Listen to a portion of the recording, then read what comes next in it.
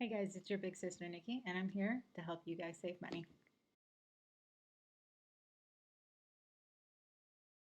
Budget is pretty fundamental for any company, and I think the first company that you're going to be dealing with in life is yourself and your household. So, starting off with just a template is a great way to kind of get your feet wet to see how you should be budgeting and get an idea. There are a lot of different budget templates out there that have a different amount for how much you should be spending. So you really want to take a close look at what works for you. Personally, what works for me is spending a quarter of my income on rent. That's kind of outrageous nowadays. Most of the time, you see budgets that are formed for a third of income towards rent. And just a great way for me to get around this was having roommates or living usually in a low budget area. They weren't they weren't pretty in least, but the people were always very nice. I always had great neighbors, people who were always looking out for each other, and it was a great way for me to save money, to spend more on my expenses, my medical, my bills, my utilities, and my wants and needs. A great way to keep that budget in mind and on track is to keep an even distribution of bills. So let's say you get paid on a monthly basis, paying your bills at the beginning of the month is really going to help you guys out. And that way you're not surprised at the end of the month with the gas bill or the phone bill. The same thing can be said if you're paid on a biweekly or weekly basis. Just having more even distribution of those bills will help keep the budget in line. Another great way to save money on bills is to have an automatic payment set up. I know some companies will give you a discount on your rates. You'll just have to check online or with the company to see if that's possible, and it really just depends on what works for you as well. There are a ton of free templates available online for budgeting. Personally, I just like to just freebase mine. I will download my monthly bank statement and just kind of go through and put everything in a category, whether it's grocery food, eating out food, uh, expenses like utilities and bills, medical. It really just breaks it down and helps me know where I'm spending that money. And it gets us to the fat. The fat is usually subscriptions. That can add up super quickly, and it's just a great way to save sometimes $50 to $100. Buying bulk can be a great way to save money. A lot of times, when you're trying to save money, you don't really have money to invest, so it can kind of seem like the dog chasing its tail. Um, what I suggest is investing in yourself. So you're going to pay a subscription fee, and my best suggestion is to find a time during the year when you have extra money. You don't want to buy this when you're about to start school or your kids are going back to school or near birthdays because $60, $120, that can add up really quickly. So I suggest finding a time when you just have that money a little bit more available. And even if you're unable to go in and buy everything you need in bulk, you're able to at least get a subscription and let's say $1.50 hot dog. And after you've worked your way up, you can start purchasing maybe a $7 rotisserie chicken. I like to break mine down and use it as the primary protein for about 4 to 5 meals. So that $7 really stretched me out. And eventually you get to the point where you're able to purchase other things.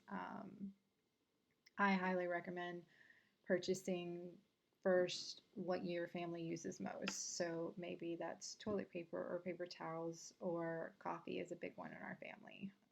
We go through a lot of coffee, so the first thing that we bought with our subscription um, was just a lot of coffee. Great reason for these bulk subscriptions like Sam's Club or Costco is the gas is very cheap.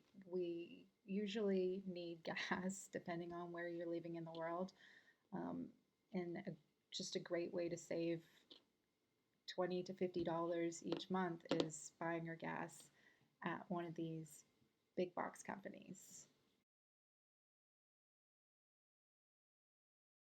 Right now, with the cost of food being so high, especially going out to eat, I think food prep is just an amazing way to save money for you and your family, or even if you're just a single person.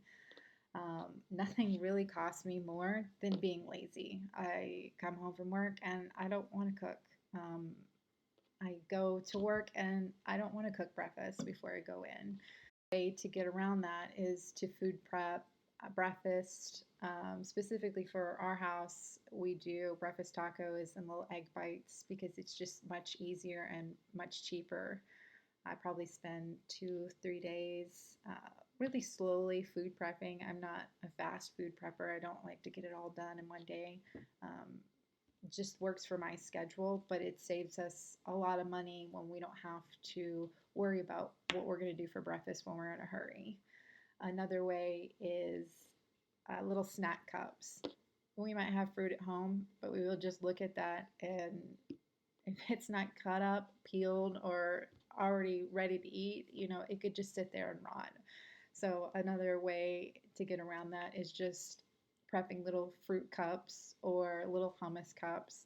And not only is it just a great way to save money, but it's a great way to cut down on plastic. If you're using a reusable container, then there's no reason to get, those throwaway to-go cups. Sometimes when we're buying in bulk, uh, it happens quite easily. Food can go to waste. So making sure that you're having a leftover day really cuts down on just having to cook meals for that day.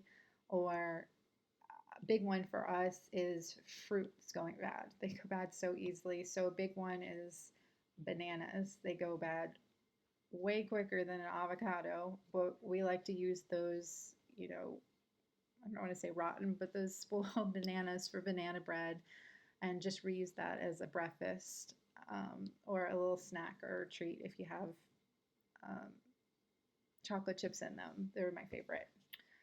Another one is other fruits, citrus fruits, or berries. You can break those down into fruit leathers.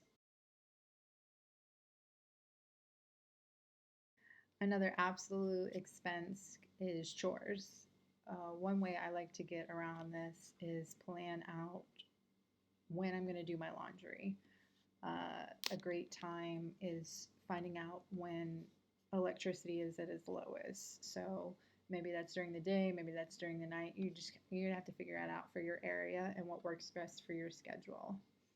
When I was living in an apartment, a lot of times the apartment in uh, wouldn't have the units in the facility. So to use the public ones usually cost a lot of money, maybe like $1.25 for each one, and that's washer and dryer. So a lot of times I would save money by going off-site to find a laundry facility, usually one that may charge a little bit extra for the washing, but would have a free dryer. On super hot days, I would try to avoid doing laundry until it had cooled off, or maybe pick a day where it's rainy. Again, it just depends on where you live in the country or in the world. One thing that I didn't know while living in apartments is days where water is promoted, the use of water. So in my city, they specifically sent out flyers to homeowners on when you should be watering on certain days. And that's just when they're using the least amount of water in the city, and it's actually going to cost you less money. So if you're using water on the days they don't suggest, your water bill might be a little bit higher. So that actually might help. And, when you're doing laundry, if you have it in your unit. I've broken entertainment down into two parts. The first one being free events. A huge way to just fill time and find something fun to do, maybe in your community, is to look online at community calendars and find out what's going on. In my specific city, we have a whole lot of summer events, a lot of free summer events. So that's park events, park concerts. Um, they're really progressive here, so there's a lot of free drag shows or concerts. Um, just a lot of things that you can find online to utilize. And if you have a family, there's always kids events going on, more so than adult events. Sometimes you really have to search for those, young adult events, but there's usually yoga classes or just public events that you can do. And I really encourage people to go, even if you're not extremely into exercise. It's just a fun way to meet other people. Some people just go for the fun of it. They're not really there to show off. And just hanging out with friends is another great free event. The second part of entertainment is investing in hobbies.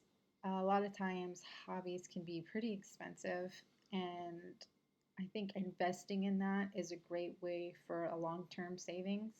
There are plenty of ways to kind of get a seed started on that plant.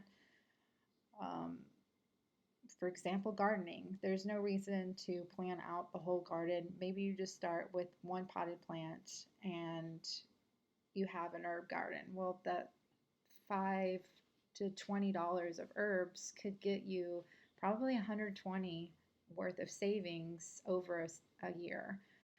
Another great investment on hobbies might be photography. Obviously, new equipment is extremely expensive, but a great way to get around that is to check out pawn shops. I know when I first purchased a DSLR probably 15 years ago, it was about $1,000, and now I see those cameras everywhere for $30 at pawn shops. You might find other equipment if you are into woodworking. A great place is always pawn shops. I always see so much going on in there. Music equipment, and it's just a great way to kind of dip your toes into a hobby. I know it can be kind of scary to wanting to spend thousands of dollars on something you don't even know if you're going to like 6 months from now. So I highly recommend starting at pawn shops or maybe Facebook Market or Craigslist to find just a cheaper alternative to starting a hobby. And again, it's an investment.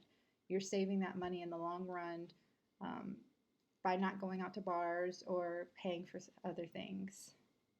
Other ways to save money on entertainment. If you're really big into movies, I know AMC has a monthly subscription, so you can pay a monthly price and go see a few movies for that week or that month. And that's just a great way to get around, a $17 ticket um, each time. I also know that they do $5 movies on Tuesday. If we're more experienced in our hobbies, another great idea is to make our hobby a business. A lot of times we'll see on Shark Tank, is this a business or is this a hobby? Well, I like to think if my hobby gets too expensive, then I'm going to make it into a business. And if, let's say, you like designer makeup, well, show us what you got, girl or guy. If you're really into working out and your protein powder or your outfits or your equipment costs a lot of money, show us what kind of workouts to do. It's a great way to kind of like balance that out and hopefully make your hobby into a business. Right now, we live in a treat era. Treat yourself, or I'm going to get myself a little treat. That money can add up so quickly, and just a great way to save money is making your own treats. So try making your own coffee drinks. Like I said before, we're a big coffee family, so a $5, $7 frother has saved me so much money. If you're really big into um, syrups, I'm not sure how much they cost, but the bottle itself could last you 3 to 6 months. Again, it's an investment, but that investment pays off in the long run. And same thing with an espresso machine. It might be a little bit more expensive, but again, you can make that hobby work for you. I don't know how many times I get stuck watching people just make espressos. About impulse spending. So a lot of times this is this is a personal battle. This is something you have to deal with by yourself. No one's going to come and tell you what is an impulse buy and whether or not you should get it. You really just have to have that heart to heart for yourself. I see there are forums out online. It's a yes and no questionnaire on whether or not you really need that item. One video I did see, I'm not exactly sure who the creator was, but she had a Target addiction, and she would take the item and she would go put it in the toilet section where the bathroom items were, and she would set it next to a trash can or something very unflattering, and it would just give her a completely different perspective on whether or not she needed that item, that candle or that decoration. And I just thought that was such a great idea. Another great way to kind of curve the impulse shopping is, it sounds kind of weird, but maybe trying different stores. So if you have a shopping edition online, maybe taking yourself into the store. That way you're actually getting your hands on the material. You're able to see it in person to whether or not you like it or not. And it really gives you a different perspective on whether or not you actually want that item or it's just late night. Another idea might be if you have a certain time of day where you're doing a lot of that impulse shopping is to find a different hobby or find a different activity. Maybe start working on a puzzle. Puzzles take up a lot of time. Maybe try going for a walk or different other objects, different ideas to kind of get that object out of your mind.